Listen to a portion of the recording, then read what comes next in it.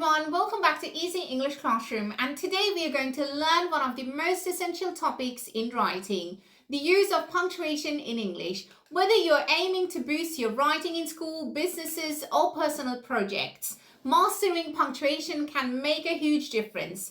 Today we'll cover everything you need to make your writing clear, effective and professional. Punctuation marks help convey the appropriate tone. For example, exclamation marks show excitement or emphasis, while periods and commas create natural pauses. Also, it helps to clarify meaning by indicating when to pause, emphasize, or question. For example, a question mark at the end of a sentence turns a statement into question. Besides, punctuation marks break up sentences and structure ideas. In academic writing, punctuation marks can strengthen arguments and reasoning. Missing or misused punctuation marks could easily change the meaning of a sentence. For the first one, we have comma. It indicates a pause between parts of a sentence or items in a list. For example, I bought apples, oranges, bananas, and grapes. As we can see, for different items, we've used commas here. Second example, after the rain stopped, we went outside to enjoy the fresh air. So after the rain stopped, we paused, and this is the reason we've used comma. Question mark. Question mark placed at the end of a sentence to indicate a direct question. Are you coming to the party? What time does the meeting start? Exclamation marks. It expresses a strong emotion or emphasis. For example, watch out for the car. Wow, the performance was absolutely mesmerizing. Colon. It introduces a list, explanation, or a code after complete sentence. For first one we have, she packed the essentials, a toothbrush, clothes, and her passport. For the second example, the teacher began her lecture with the famous quote, knowledge is power.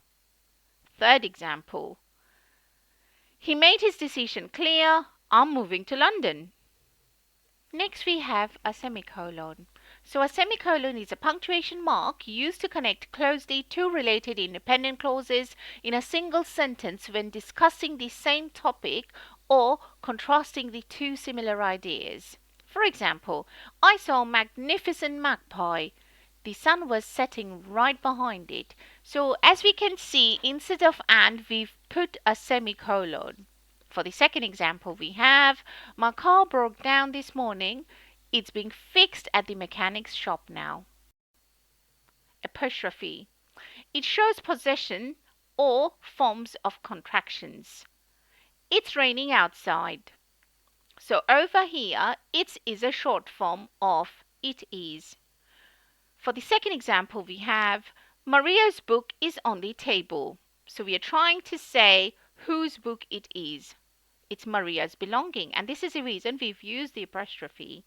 Let's have a look at some other examples. Emma's presentation was impressive. It's important to double check your work. Quotation marks.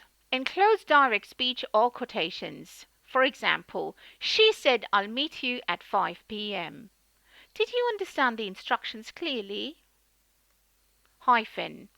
Joins words or parts of words to form compound terms. Hyphens are often used in compound modifiers when the modifier comes before the word it's modifying. For example, we need a well-written report. She bought a high-quality leather jacket. Dash. It emphasizes a pause or adds additional information in a sentence. Dashes are used to separate groups of words, not to separate parts of words like hyphen does. For example, he was afraid of two things, spiders and insects. She brought all the essentials, laptop, charger, and notebook to the meeting. Ellipses.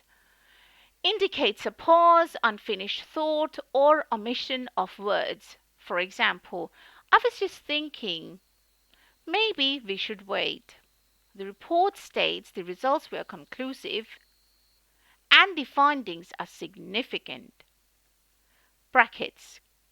It adds extra information, clarification, or an aside in a sentence. For example, the final exam, which was challenging, lasted 3 hours. So if you look at the first example, which was challenging is the extra information, and this is the reason it was in the brackets. For the second example, please submit your report by Friday or Monday at the latest.